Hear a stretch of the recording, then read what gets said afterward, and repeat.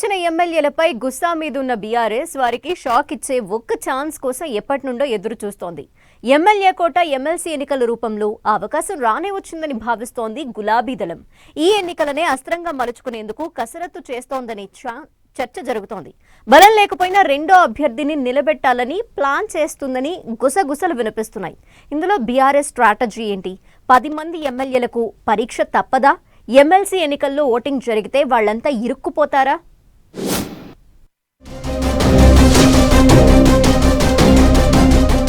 MLA కోట MLC ఎన్నికలు తెలంగాణ రాజకీయాల్లో కొత్త సందడి తీసుకొస్తున్నాయి.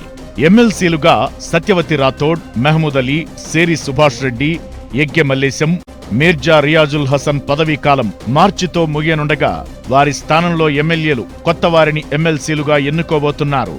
తెలంగాణ అసెంబ్లీలో మొత్తం ఎమ్మెల్యేల సంఖ్య 119 కాగా అధికార కాంగ్రెస్ కు 65 మంది, బీఆర్ఎస్ కు 38, బీజేపీకి 8, ఎంఐఎంకు 7, సిపిఐకి ఒక్క ఎమ్మెల్యే బలముంది.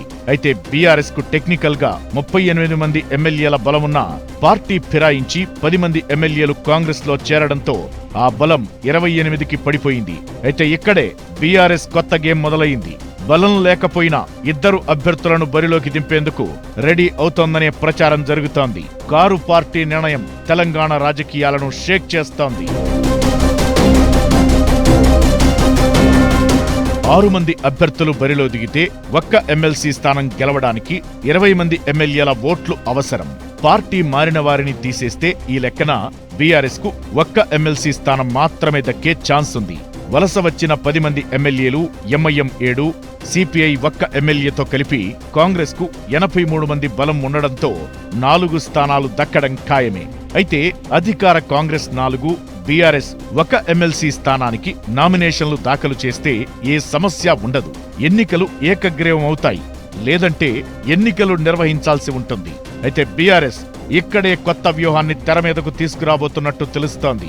టెక్నికల్ గా బీఆర్ఎస్ బలం 38 మంది ఎమ్మెల్యేలు. అయితే రెండో ఎమ్మెల్సీ స్థానాన్ని గెలవకపోయినా రెండో అభ్యర్థిని నిలబెట్టడం ద్వారా పార్టీ ఫిరాయించిన 10 మంది ఎమ్మెల్యేలను ఇరుకున పెట్టడమే కారు పార్టీ వ్యూహంగా కనిపిస్తోంది. దీనికోసం ఎమ్మెల్సీ ఎన్నికలను వాడుకోవాలని చూస్తున్నట్టుగా తెలుస్తోంది.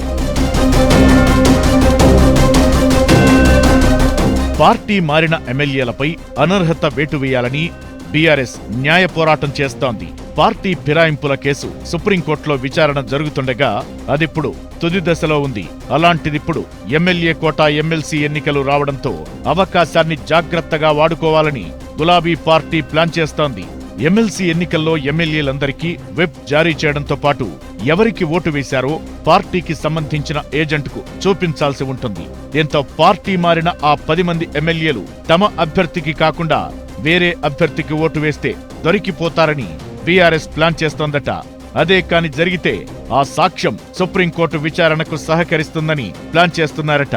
అయితే ఎమ్మెల్సీ ఎన్నికల్లో రహస్య ఓటింగ్ ఉంటుంది. దీంతో ఏజెంట్కు చూపించి ఓటు వేయాలన్న నిబంధనలను ఎమ్మెల్యేలు పాటించకపోతే అప్పుడు బీఆర్ఎస్ చేసేదేమీ ఉండదన్న వాదన వినిపిస్తోంది. అయితే నైతికంగా వారిని ప్రజల ముందు మరోసారి దోషులుగా నిలబెట్టేందుకు ఈ ఎన్నిక దోహదపడుతుందని గులాబీ దళం భావిస్తోంది. ఇప్పటిదాకా పార్టీ ఫిరాయించలేదని, దేవుని కండువా మాత్రమే కప్పుకున్నామని కొందరు పార్టీ మారిన ఎమ్మెల్యేలు చెబుతూ వస్తున్నారు. పార్టీ ఫిరాయించిన ఎమ్మెల్యేలంతా రాజీనామా చేయాల్సిందేనని, మళ్లీ ఎన్నికలు వస్తాయని బీఆర్ఎస్ పెద్దలు పదే పదే చెబుతున్నారు. ఇలాంటి సమయంలో జంపింగులను ఇరుకున పెట్టేందుకు ఎమ్మెల్సీ ఎన్నికలను యూజ్ చేసుకోవాలని ప్లాన్ చేస్తోంది. మరిది వర్కౌట్ అవుతుందా, లేదంటే రివర్స్ అయి ఉన్నవారిలోనే ఎవరైనా కారు దిగేసి చేజారిపోతారా అన్నది వేచి చూడాలి.